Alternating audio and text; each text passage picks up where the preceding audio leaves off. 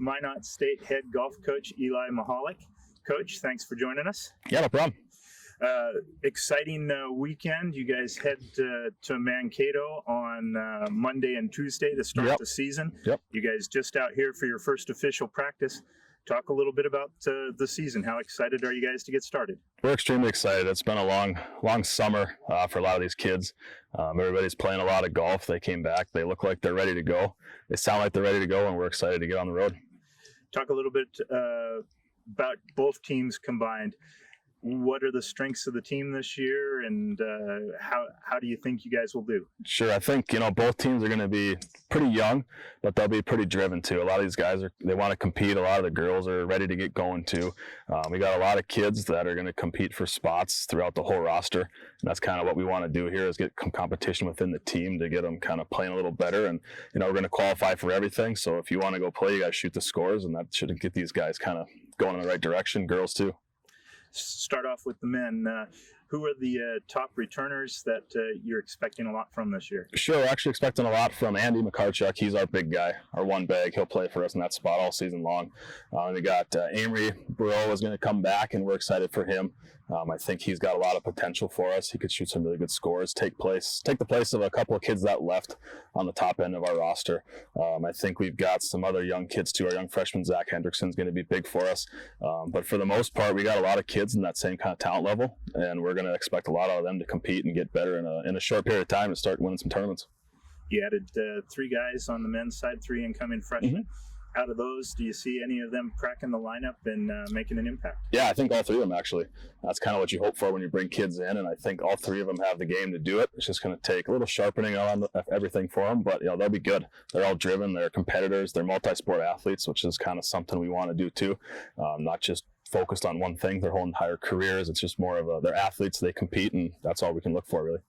Talk about the ladies. Only 5 ladies on the roster, so obviously it's important to have them all playing well. Yeah. 3 of them return. Yep. Who out of those are the ones you expect a lot from? All 3 of them actually. They're going to lead the team. They got a lot of reps last year. They started playing a lot better at the end of the year too, which was nice to see. Taylor is kind of one of our leaders. Holly is too. All 3 of them are. They're all kind of, it's like a 3-headed monster there for the leadership for the team. And the 2 girls we brought in are local girls, and same thing. They're going to compete to play right away. All their scores are going to count every tournament we go to, so we'll kind of see how that plays out. But again, I'm excited about them. They've got potential to maybe make an impact this year, and we're going to be pretty solid, I think, for the girls too. Talk about those 2 newcomers. What do you like from them? Yeah, Abby and Avery, they're both they're both excited to get going.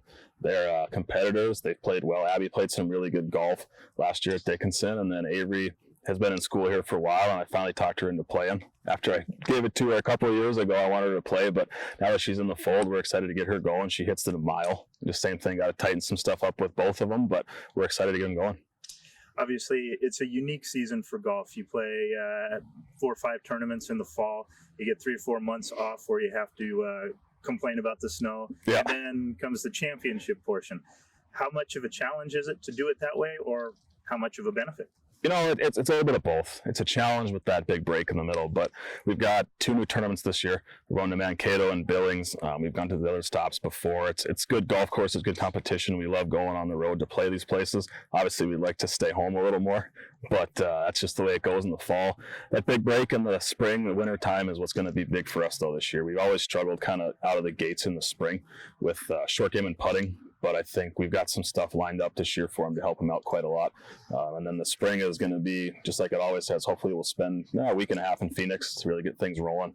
Then I got some normal tournaments that we usually go to in the spring again, but then conference rolls around and we'll be ready to go this year. I appreciate it, Coach. Good luck this Absolutely. weekend. Appreciate Good luck it. all year. Sounds good. Thanks.